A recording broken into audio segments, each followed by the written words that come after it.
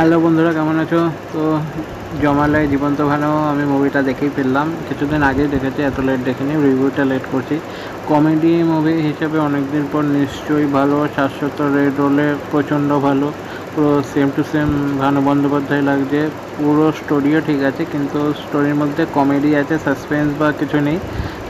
Movie ট্রেলারই এখানে কি spoiler দেবো? স্পয়লার তো মুভিটা নিজের নামেই স্পয়লার পুরোপুরি রেখে দিয়েছে, আর এখানে নতুন করে বলার কিছু নেই। কিন্তু 74.5-এর ওই মাসিমা মালপোয়া খামো এই জায়গাটা আমার প্রচণ্ড ভালো লেগেছে, প্লাস মালপোয়া খাওয়াটা আমার আরও ভালো লেগেছে, কারণ মালপোয়া আমার পছন্দের জিনিস।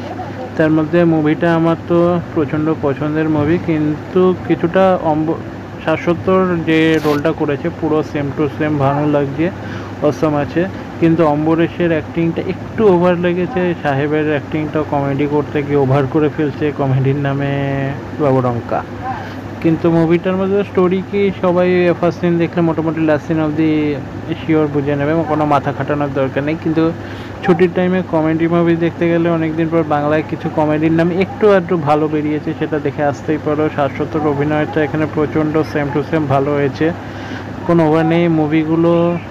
মুভির মধ্যে পুরনো কিছু মুভির অনেক কিছু 74.5 বা আরও কিছু মুভির রোল দেখিয়েছে, যেগুলো আমার প্রচণ্ড ভালো লেগেছে, যেগুলো তোমরাও দেখতে পারো মুভিটা।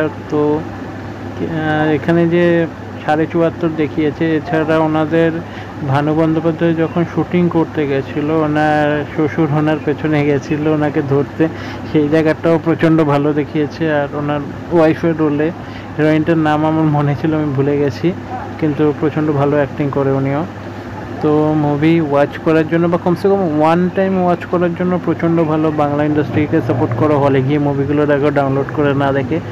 ভালো মুভির মধ্যে লিস্টের মধ্যে এটা পড়ছে মুভিটা। কিছুটা দেখলে মোটামুটি বাচ্চাদেরও ভালো লাগবে, বড়োদেরও ভালো লাগবে। যেমন জীবন্ত ভালো মুভির মধ্যে একটা বলা যায়, কিন্তু এরকম কিছু যেরকম ভানু বন্দ্যোপাধ্যায়ের টাইমে যেই টাইপের লেজেন্ড টাইপের মুভি হয়েছিল, সেই রকম বানানো সম্ভব না, পসিবলও না কোনোদিনও, কিন্তু ভালো। আর পুরনো যেসব মুভির রেফারেন্স দিয়েছে উনি, অতীতে গিয়ে নিজের মুভিগুলো দেখিয়েছিলেন, পুরনো মুভিগুলো ব্ল্যাক অ্যান্ড হোয়াইট জামানায়, তো সেগুলো আবার পুরনো জিনিস ফেরত আসছে, তো এই জিনিসটা প্রচণ্ড ভালো হয়েছে।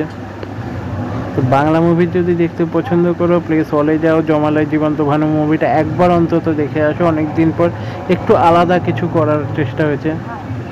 আর এই সাউন্ডের প্রবলেমের জন্য সরি। 1 নম্বর, আমার ঘরে ফ্যান চলছে, আর আমার ঘরে অনেকগুলো ডগি আর ক্যাট আছে, সবাই দুষ্টুমি করছে।